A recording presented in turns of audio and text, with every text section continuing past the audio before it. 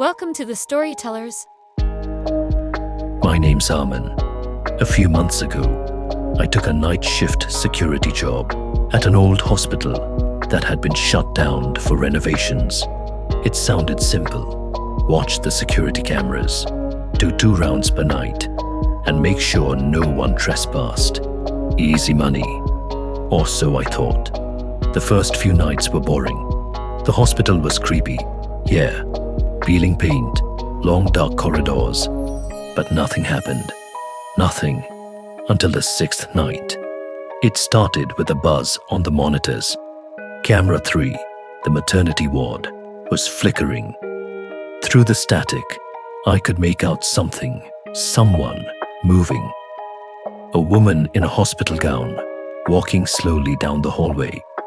I rubbed my eyes. No way, I whispered.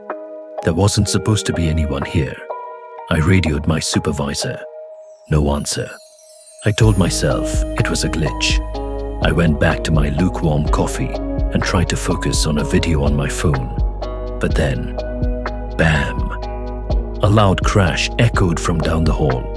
I grabbed my flashlight, heart pounding, and stepped into the darkness. The hospital swallowed me whole. Every step I took echoed around me. The smell of antiseptic still hung in the air, mixed with something else, something rotten. I reached the maternity ward. The crash had come from inside one of the delivery rooms. The door creaked open at my touch.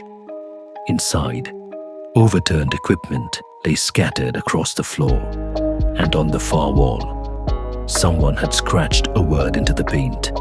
Stay.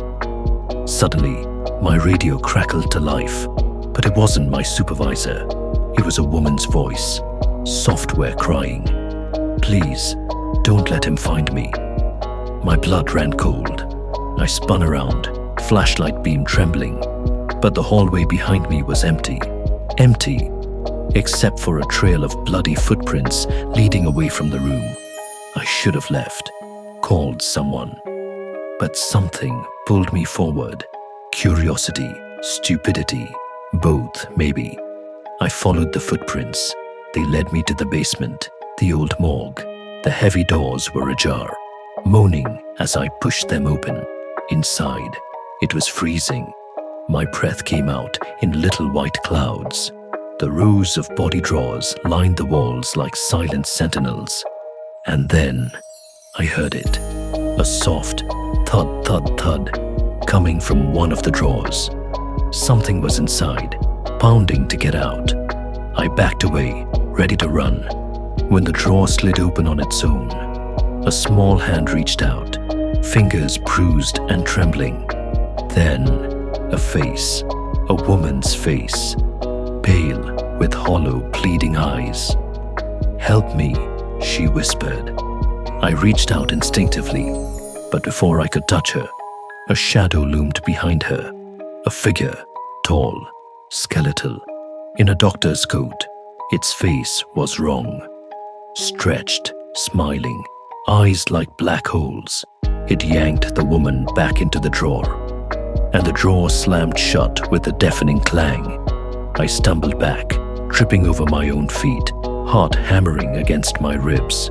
Suddenly, all the drawers around me started rattling, banging, as if 100 hands were trapped inside, trying to escape. I ran. I didn't look back. I burst into the security room, locked the door, and stared at the monitors. Camera after camera showed the same thing.